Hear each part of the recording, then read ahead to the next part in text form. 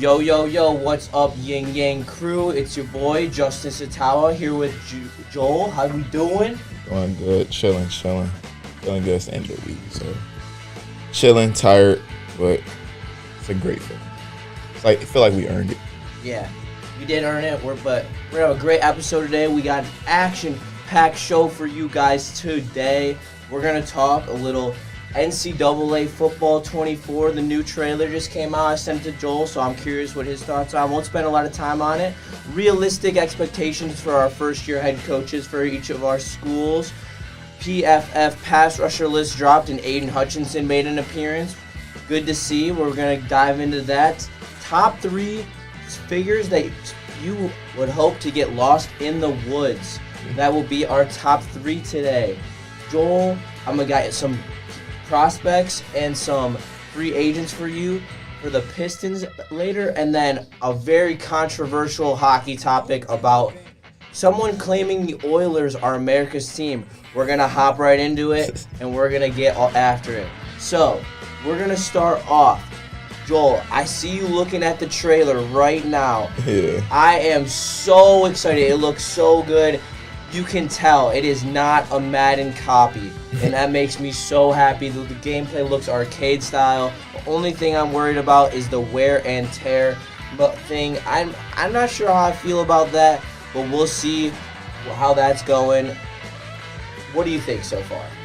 So from what I'm looking at, it looked like that they've been trying to really focus on a lot of intricate details, because they said they're taking I think 6 years to make the game, or they've time. said they've been working on this the specific game for just for a while. So hopefully from working on that time, it wasn't how sometimes people can work on something for so long, they try to perfect it too much that it's still not good. Hopefully it isn't one of those things. I can see them making a lot of physics movements and type of stuff like that. It's looking like it's a clean playing game. But I've seen in years prior, Madden has dropped tapes where the game was looking like it's about to play super clean. Then you just get features that you can't even use. One of the main features that I can remember that is the if it's clunky, I'm gonna be pissed. It was the directional passing. I don't know if you played Madden when they had that where you could literally click a button and then try to drag the thing, make it a super accurate pass, but it was literally unplayable. I pray it's not one of these situations because Madden was saying at the time they took a lot of time doing that feature. So yeah, I'm hopeful though. It looks really fun. I'm gonna buy it no matter what. So yeah, no, it looked clean. You were saying you might clean for sure. You really gonna invest in the new game station to play this? I would have to play it with somebody else first on a system, and then if I have enough fun, then I think we're gonna do a couple streams of us playing. We could definitely do that for sure. I was gonna throw that to you, and I figured you'd be down to get active. What up, Mike G? What up, Alan W? Glad to see that you're here today. Let's now move into today earlier on both of my shows actually we talked about expectations of first year head coaches for Michigan and Michigan State. How do you feel about Jonathan Smith going into this season? See, I don't really know how to feel about Jonathan Smith because I saw a couple Oregon State games last year. Didn't really watch too much Pac-12. I'm not a Pac-12 after dark person. I go to sleep. I love Pac-12 after dark. Yeah, no, I go to sleep. So I didn't really catch too much of him, but from the style, like I said before, the style that I saw him play, it do look out of the Pac-12 teams, he has the most similar to the Big Ten style of play, focus on the running game, not really too much air it out, all that type of stuff. So I'm excited to see what Jonathan Smith could bring, because while in his tenure here before, even all the accusations and the situation that's going on now with Mel Tucker, even before that started, I was saying Mel Tucker isn't a good coach. When we went 11-3, I was he's not a good coach for the simple fact that our defense struggled all year and never made any didn't try anything to switch it up or nothing like that. So I didn't never really believe in Mel Tucker. Even before he came here, he never had a crazy record. He had a one game below 500 record. So I don't know what Michigan State draw was with him. I never saw it. So anything that's not Mel Tucker, I'm excited to see. I've heard some wild stories from inside that MSU program, and they are crazy. You can go try to deep dive those for yourself because I don't think I'm alleged to be able to speak on that for real. Yeah. But I do love the Jonathan Smith hire, the portal class, top 3 in the Big Ten. I really think you guys got something cooking over there. I'm not gonna be biased and shit. You guys are really putting together something nice over there. I think you guys could, if things fall your way, you could have 8 wins this year. And even if they don't, I still think 7 is such an achievable goal.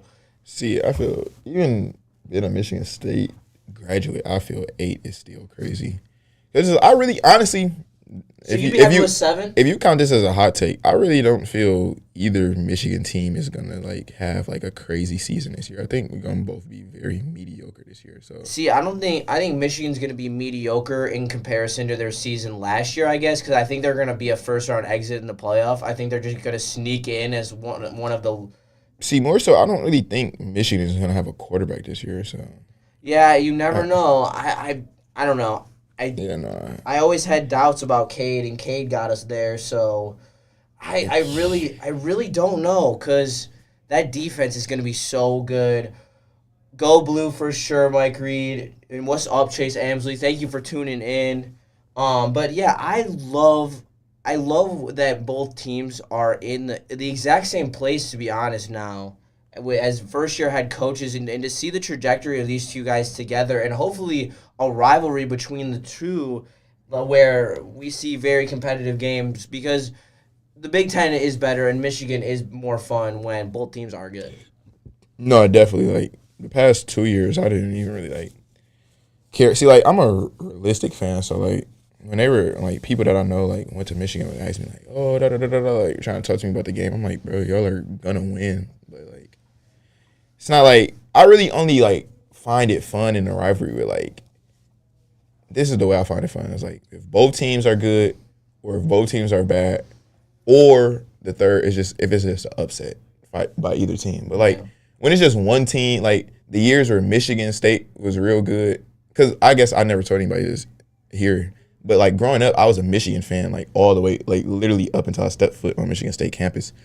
So I always rocked with Michigan, but they just at times was getting beat up on for the most part for most years by Michigan State, and they were soft. It just wasn't fun watching that shit. So I would be bro, those years at times where I knew Michigan State was gonna probably throttle Michigan.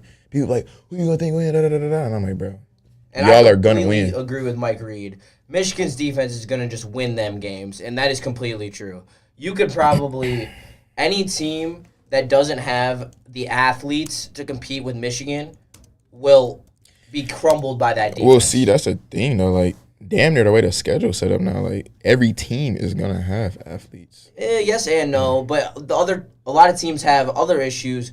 I told JB this earlier. Shout out JB Smoove. He said Michigan will go 7-5 next year. Yeah, that's what I was thinking. Yeah, that's clownery. Not really though. Yeah, it is. They look at 3 of the games they play is Texas, Oregon, and Ohio State. So that's a tough. That's 3 that you could already have a loss right there. Exactly. That's why. And then one of these. But they're gonna win one of those games. They're not going 0 for 3 in those games. Who's to say that? With the best defense in the country. I mean, you don't know that Michigan had a lot of turnover this year, and also 2 of those games are at home. I'll give you. Yeah, I think we're gonna lose at Ohio State this year, but I don't think that we're gonna. I think we're gonna lose one of the 2 of the Texas Oregon games. Shit, you probably lose both of them. And that's a fair take. I'll give you that, but Washington is going to be a shell of themselves. USC has line issues. Y'all don't play Washington this year. Yeah, they do. Oh, right there. Yeah, I see it now. And then the rest of they played the crumbles of the Big Ten. Indiana, which I don't see them losing any of those games. I mean, I could see a path where State beats them, but that'd be the 4th team probably, isn't it? At State this year. No, it's U of M. Really? Yeah. It's usually that it's double away and then double home. No, it flipped back and forth. Yeah, no, but usually it's been, or maybe I'm mistaken. Yeah, no, it go back and forth each year. Yeah, I don't know. I think I'm being very realistic and very fair when I think 9-3 and beat either Oregon or Texas at home. I can see 7-5, 8-4. I think 8-4 is the low end. I cannot see them being 7-5. Bro, you gotta think though. Like, this is the 1 year. Last year, the year that Michigan just won the national championship is the year. I guess. All right, I won't even count that. I'll count the 3 year.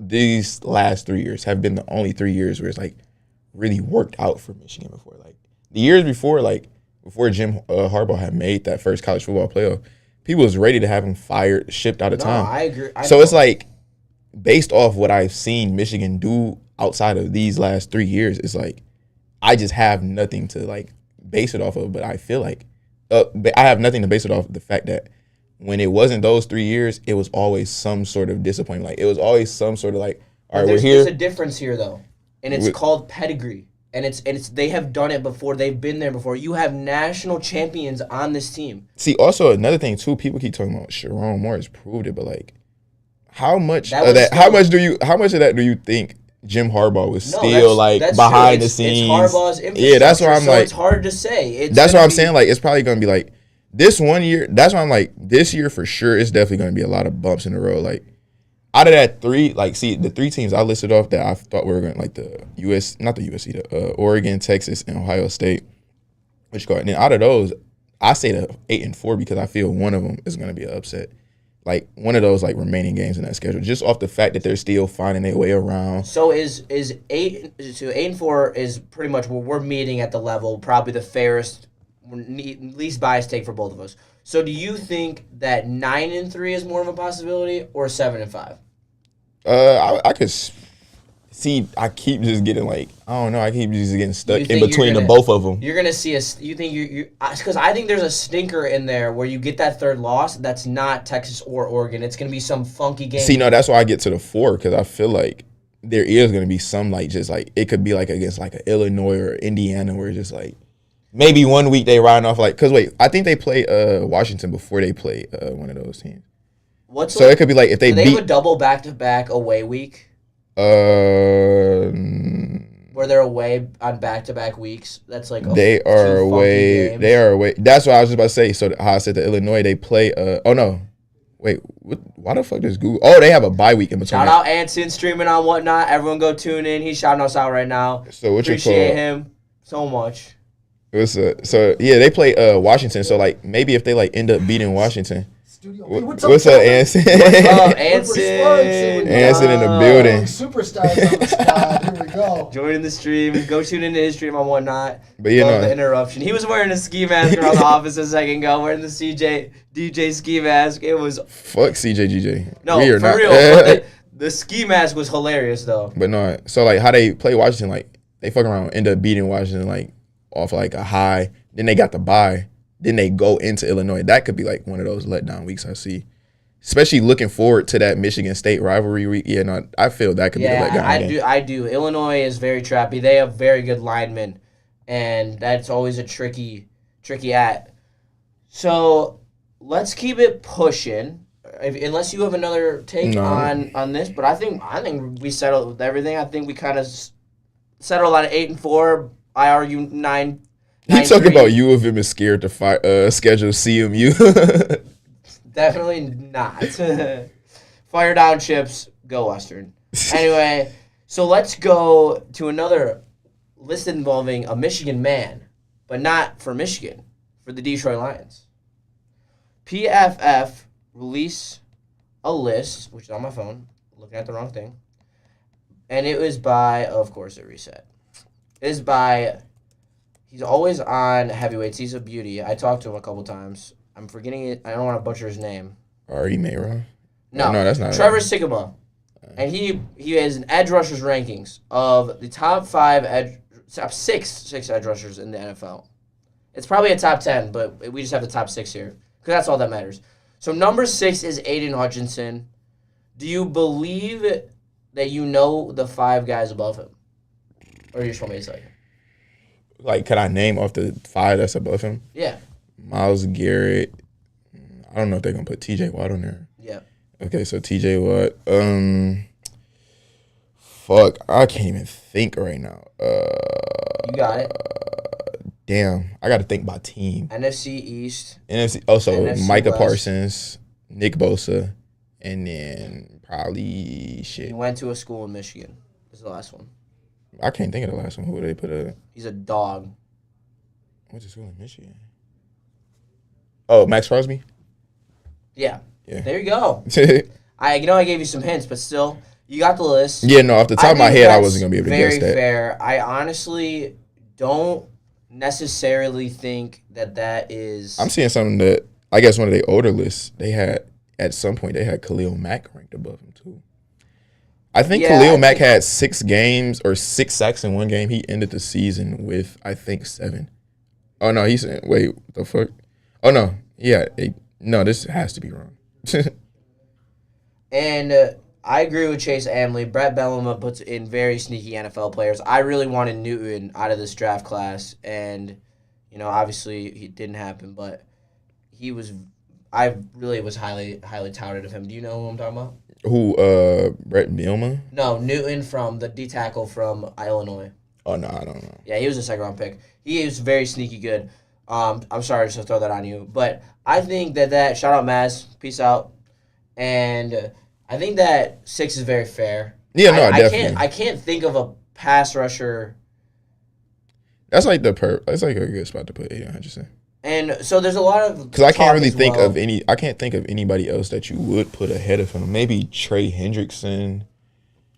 No, I don't think Trey Henderson deserves to be over. Maybe Brian Burns. I could see Brian Burns. Brian Burns is so good. He's so underrated. I think because he was on the Panthers, no one knew what's good with him, but he's so good. He's so quick off the ball, and he's got some nasty swim moves. Man. Yeah, I wanted us to go after him so bad. Imagine that tandem if we would have went and got Burns. That's why I wanted at the trade deadline, but we trusted in Brad Holmes, so I trust that he. No, I trust Brad Holmes. 100%. Yeah, so I wanted Dallas see. Turner too, but now he's on the Vikings, and I knew Dallas Turner wasn't working. He was gonna get drafted too early. We could have traded up though. I didn't really, but I didn't want to give. I was about to say I didn't really care that much to get Dallas Turner. The Vikings gave up a little too much, in my opinion, for that trade. In my personal, and Chase, appreciate you for being active in the chat too, bro. Appreciate that. Yeah, you're a dog. Anyway, speaking of dogs, Aiden Hutchinson. There's a lot of talk currently throughout the shows. I don't know if your show talked about it, but the press conferences and stuff, there's a lot of talk. And 11.5 sacks last year. 14.5 if you count the postseason. How people want to put a number on it. How do you value Hutch? Because he takes double teams and he has more of an effect on this defense than it's. I feel like it's truly talked about in terms of also as an. I feel like he's an energy guy as well.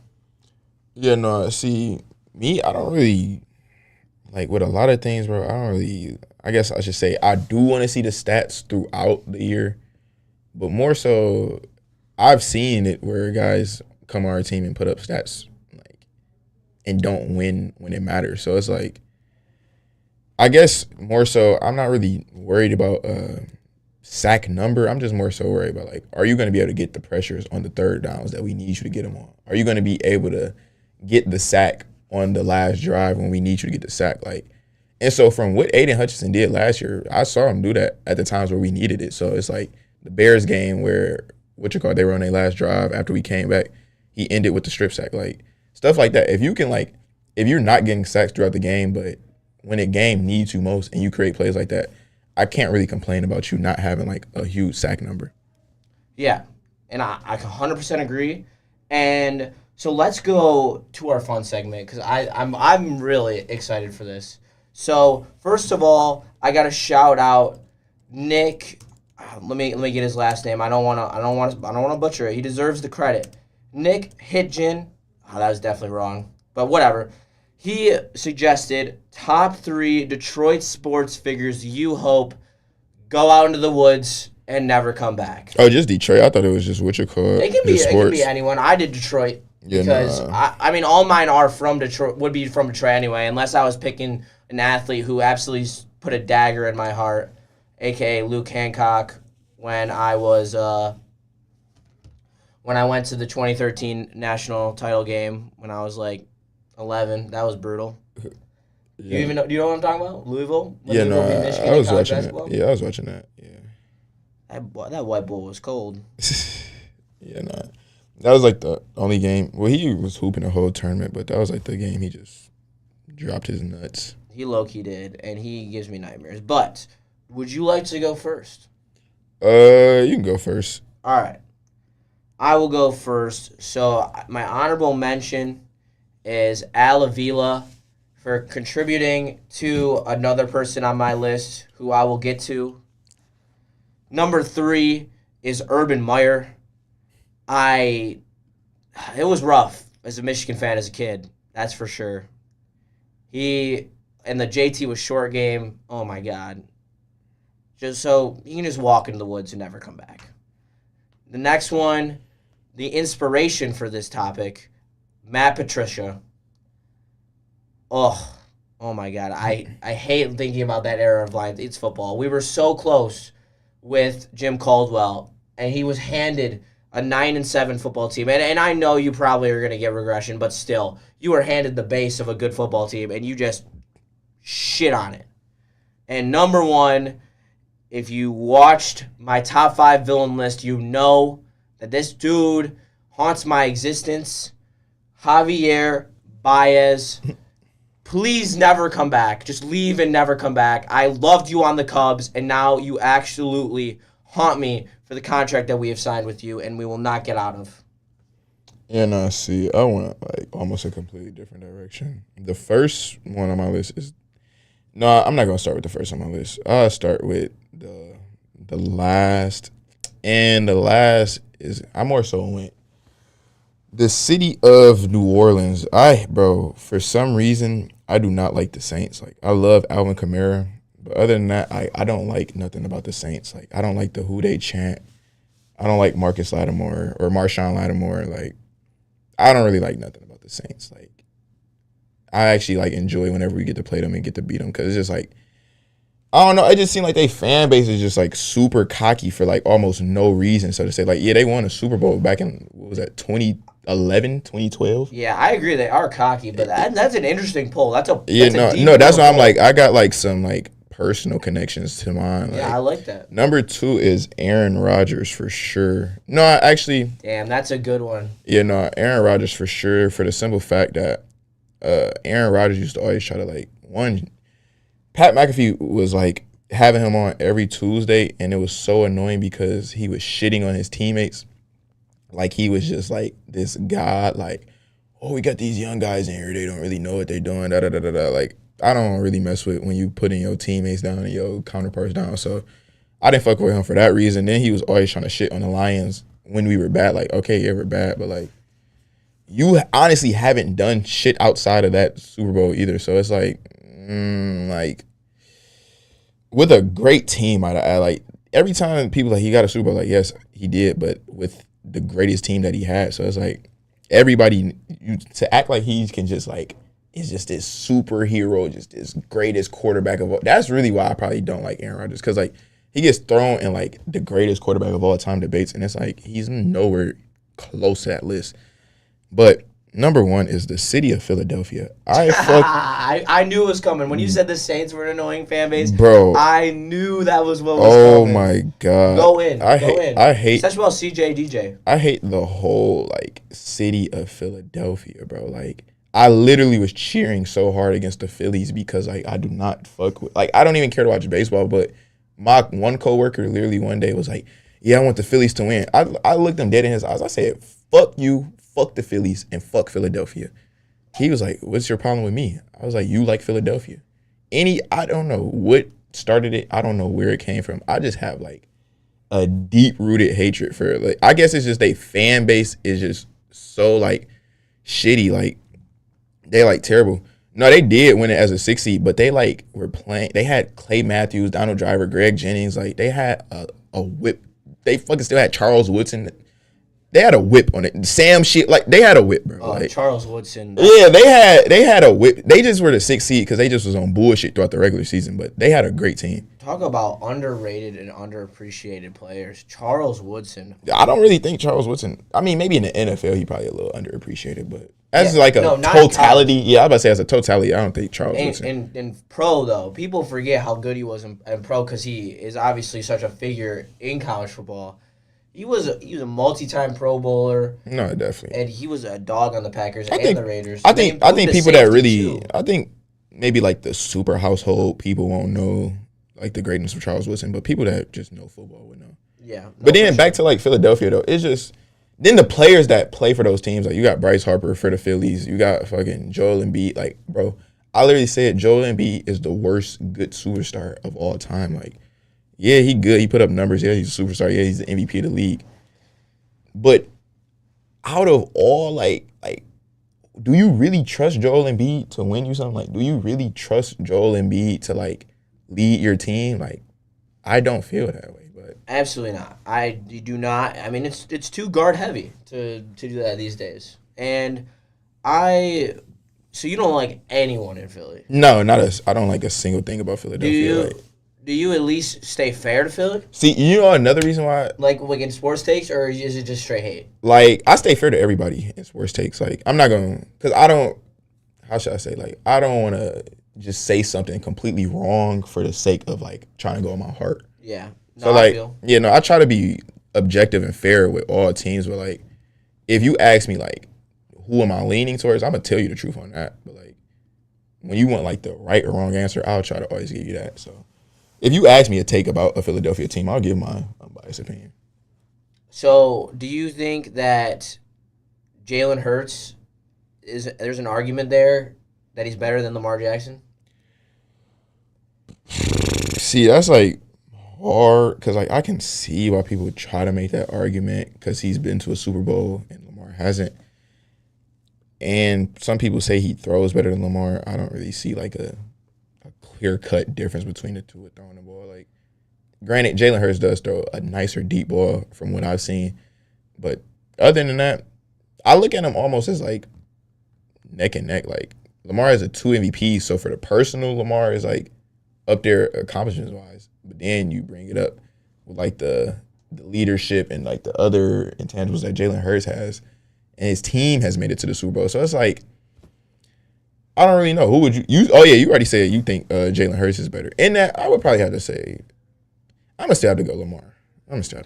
Because the fact that their passing isn't too far off, and Lamar actually, in my opinion, is a way better runner, I would have to give it to Lamar still. Yeah, that makes sense. And I see that for sure. If I'm picking a quarterback for my team, I don't want a playoff choker. And I want a quarterback who makes like winning plays.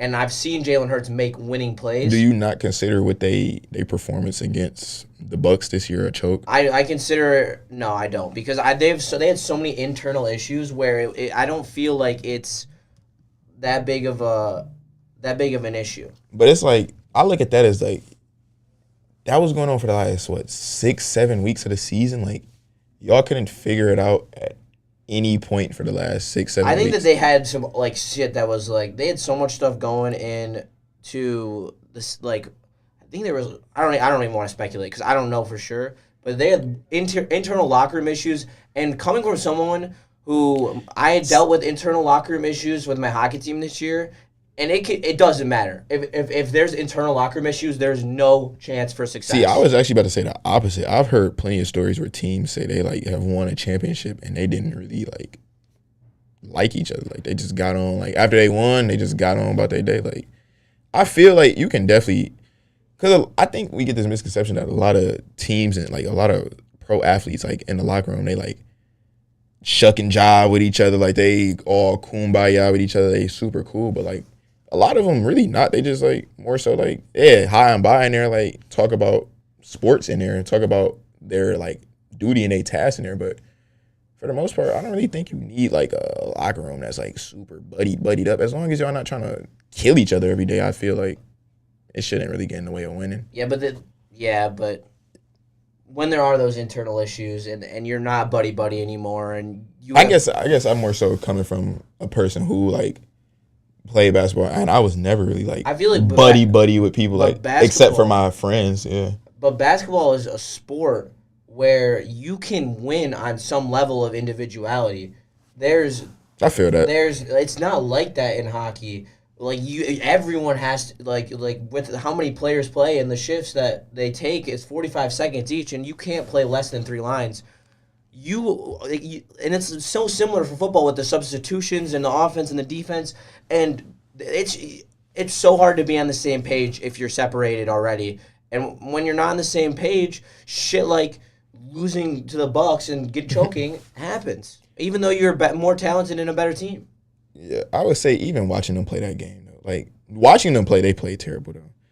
Mike Reed said, do you like Jason Kelce? I'm assuming he's talking to me since I hate Philadelphia. He definitely is. Yeah, no, as a football player, I don't have a problem with Jason Kelce. Like, I just feel like his personality, like, I wouldn't like how like the media, like he's a media darling. Like he acts like every other white male that I've been around. So like, I went to Michigan State, so I have plenty of experience on like what it's like to be. You pulled out the white people shit. Like it's easy to know. Like he's just a normal white person. He's just like, I think the media and like get so like caught up in the fact that like celebrities and athletes and all these high figure people are like normal people just like us. So when they see them being normal people, they like get more like inclined to them. They like are more in tune to them. So big fan of Jason Kelce playing football, but like I actually do watch him and his Travis Kelce podcast because they actually do have like they put out good content. All right, I'm gonna save the Pistons stuff for Monday most likely because we are that's fair running on time because I really want to cover this, which we talked about in the kitchen. The Mostly Sports show on Barstool was talking about the fact that the Edmonton Oilers are America's team because they have a superstar, and whoop-de-doop-de-doo. They are the only team from Canada that is left in this tournament. Like, I literally do not understand how that even is a thought.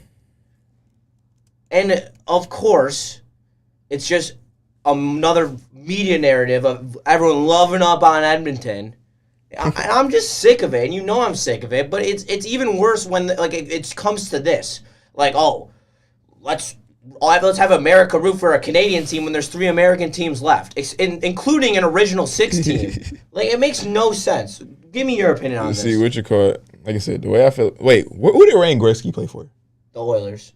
That's probably a big draw to why they're saying like America's team. Because I would look at it like this: imagine if the Bulls were good this year and it was about to be Bulls versus Mavericks instead of Celtics. I would imagine that there would be like, from the older crowd, there would be a certain draw to the Bulls just for the simple fact that Michael Jordan played for them. But there are. America's team is the Panthers, though, for sure. Yeah, that's who it should be. I agree. And that's what I'm working with. Like, they have an American-born superstar in Chuck, who's their best player. They play an American brand of hockey, really physical, really physically demanding for the other team. It makes no sense to me, and it really grinded my gears while I was just scrolling through my For You page because I'm just sick of the narratives, and I'm honestly going into tonight's game. I'm worried that we're gonna see some shaky stuff when it comes to like calls with McDavid and Draisaitl, and where they're trying to go for some tied. What? That series tied. Yeah, it's tied 2-2, and they're gonna try to swing this for Edmonton. I'm worried because even America's getting behind Edmonton, which is only making the NHL froth at the mouth more. And yeah, it'd be great for McDavid to win the cup for the sport. But it's going to be an even better story if you make him wait to do it. You draw everyone in close. He keeps getting so close and so close and so close. But this is a microwave society. Like, nobody... They literally are already hating on Anthony Edwards. I can guarantee if Anthony Edwards don't win a ring in the next 2 years, they're going to be like, oh, he doesn't have a ring. He's a joker. Da, da, da, da, da, da. So I don't think it would really be a better story to make somebody wait, because based off how society is now. Yeah. I got an interesting question here that I have an interesting take on. So is Ray Allen the second greatest 3-point shooter of all time? What's your opinion on that? I think Steph Curry is the best 3-point shooter. No, he said is Ray Allen the second greatest shooter? I just have to. I just have to throw out my number one because it's for me. It's not. Shout out Trophy Maj for that question. Thank you. I think I want to say yes, like really badly. I love Clay and Clay's great. Actually, no, I'm gonna give it to Clay. Oh. I don't think You going Clay? See, I go like a way different direction than everybody do with that.